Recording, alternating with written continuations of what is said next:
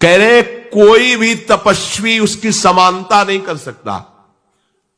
जिसकी जिह्वा के अग्रभाग पर उसने सारी तपस्याएं कर ली, सारे तीर्थ स्नान कर लिए, भागने की जरूरत नहीं, राधा राधा बोलो।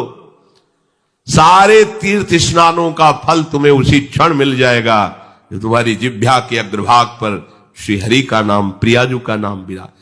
सारे वेदों का अध्ययन कर लिया, उसे कुछ अध्ययन करने की जरूरत नहीं है।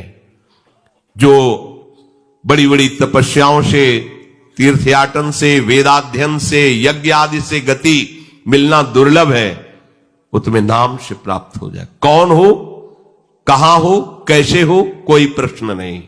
जैसे हो, जिस परिस्थिति में, जिस विषय में फंसे हो, वहीं से तुम्हें नाम उठा के महात्मा बना देगा, तुम्हें धनवान बना देगा, यशस्वी बना देगा, तुम तेज से संपन्न हो जाओगे। नाम का तेज, भगवान नाम का तेज है, प्रताप है भगवान नाम का। एक बार नाम आप बसा के तो देखो हृदय में, जोर से आलाप लोगे नाम का, प्रकृति का परिवर्तन हो जाए। अरे स्वामी का नाम है, सुमीर पवन सुत पावन नामू अपने बस करी राखे। जपहि नाम जन आरत भारी, मिटहि कुसंकट होय सुखारी। इदम ही पुंसस तपसः श्रुतस्य वा, स्विष्टस्य सूक्तस्य च बुद्धि दत्तयोः, अविच्युतोऽर्थः कविभिर निरूपितो यदुत्तम श्लोक गुणानुवर्णनम। बड़े बड़े वेदनिष्ठ ब्रह्म ऋषियों ने निश्चय किया है कि भगवान के नाम का निरंतर जप, गुण कीर्तन, इससे बड़ा कोई तप नहीं है, कोई वेदाध्ययन नहीं, कोई यज्ञ नहीं, कोई ज्ञान या कोई दान इससे बढ़कर के नहीं है। बस प्रभु के नाम में तुम्हारी प्रीति हो जाए। ये कलिकाल किसी को बख्शेगा नहीं, अगर नाम जप नहीं तो बुद्धि को भ्रष्ट कर देगा। इसका प्रभाव है कपट, चतुरता, बेईमानी और पापाचरण में रति, इसका प्रभाव है। कली इन दोषों से संपन्न है, पर एक इसका महान गुण है, जिसकी जिह्वा पे प्रभु का नाम होगा, इसके कोई भी दोष उसका स्पर्श नहीं कर सकते, और कली स्वयं भयभीत हो जाता है जिसकी जिह्वा पे नाम है। इसकी एक बड़ी प्रशंसा है, 10,000 वर्ष तपस्या करने पर जो फल मिलता है, 24 घंटे निरंतर नाम जप करने से मिल जाएगा। कलयुग की ये विशेष महिमा है। हम लोगों को भगवत प्राप्ति बड़ी सहज है। दाहिने पैर के अंगूठे के बल हाथ उठा के ऊपर से बोले कितने हो, 10,000 वर्ष। ऐसे 10 सेकंड नहीं खड़े हो सकते अपने लोग, नहीं, दाहिने पैर के अंगूठे के बल हाथ उठा के 10 सेकंड नहीं खड़े हो सकते। और वो अवश्य भगवान की प्राप्ति की बात नहीं कही गई, वो अलग अलग कामनाओं की अलग अलग लक्ष्य। 24 घंटे नाम कीर्तन करने से वो फल प्राप्त हो जो उनको 10,000 वर्ष ऐसे करने से। कलयुग का बड़ा प्रताप है। जो तुम स्वार्थ की पूर्ति चाहते हो या परमार्थ की पूर्ति चाहते हो, या तुम रोग का नाश चाहते हो, तो एकमात्र उपाय है भगवान के नाम का निरंतर जप करो। निरंतर शब्द में बड़ी कठिनता है, महात्मा जन इसी का प्रयास करते। अव्यावृत भजनात्, ये सिद्ध अवस्था है निरंतर भजन। आपसे निरंतर ना हो तो थोड़ी थोड़ी देर में स्मरण करने का अभ्यास बना लीजिए। एक बार सत्संग में कि अगर 5 मिनट में एक बार राधा बोल दो, कि हर 5 मिनट में एक बार राधा बोलना है।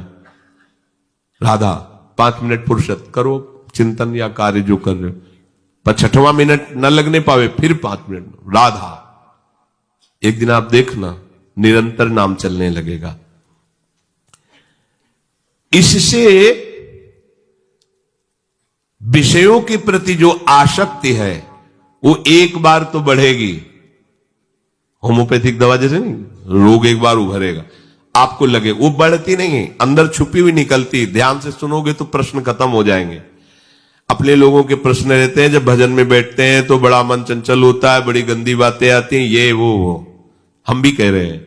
जब आप नाम जपना शुरू करोगे तो पहले आपको जलन होगी, आपके अंदर ये विकार दिखाई देंगे, पर ये आते नहीं हैं, ये जाते हैं। धीरे धीरे इनका शमन हो जाएगा। और जब कभी आपको ऐसा लगे कि अब नाम जपने में हमारा एकाग्रमन नहीं हो रहा, तो बहुत सुंदर उपाय है, ताली बजाकर नाम कीर्तन करने लगो। अपने को विजय प्राप्त करना है मन पर और विषय भोगाभ्यास पर। और ये ऐसा नहीं कि ये नाचना गाना ये सब ऐसा नहीं, इससे भगवान की प्राप्ति हो जाती है। जितने बड़े बड़े महान भक्त हुए सब नृत्य करते थे। मीरा जी रात रात भर नृत्य करती गिरधर के सामने। नरसिंह मेहता की करताल प्रसिद्ध थी। 4 भक्त साथ है, करताल लेकर नाचते, गोविंद रीझ जाते हैं। जहां कहीं 4 भक्त मिलकर कीर्तन करते होते हैं, नृत्य करते होते हैं, उन्हीं के बीच में गोविंद भी नाचते होते हैं। हमारी अभी दृष्टि मायाकृति, इसलिए हम देख नहीं पा रहे। प्रह्लादस्तालधारी तरल गतितया चोद्धव कांस्यधारी वीणाधारी सुरसिंह स्वर कुशलतया राग करतार्जुनो भूत इंद्रो वादीन मृदंगम जय जय सुकराह कीर्तने ते कुमारा यत्रागे भाववक्ता सरस रचनया व्यास पुत्रो बभूव। एक बार इन बड़े भक्तों का मिलन हुआ। श्री प्रहलाद जी, उद्धव जी, नारद जी, सनक सनंदन जी, सुखदेव जी आदि। अब इतने बड़े महापुरुष एकत्रित हुए तो बोले भगवान को बुलाया जाए प्रगट में। बोले एक ही उपाय है, मद भक्ता यत्र गायंती तत्तिष्ठाम। नारदा नारद जी ने कहा भगवान वहीं आ जाते। तो श्री प्रहलाद जी ने ताल देना प्रारंभ किया। ये भगवान को बहुत प्रिय है। अगर आपको कोई संगीत नहीं आता तो भगवान का प्रिय संगीत है ये, राधा राधा राधा राधा राधा। ना किसी की जरूरत है और ना किसी के सहयोग की। ले भाई ढोलक हारमोनिया अगर नहीं बजा लेते हो, कोई राग नहीं आता, हम कह रहे कोई राग नहीं, राधा राधा राधा राधा ताल की, ये हमारा ताल बज रहा है।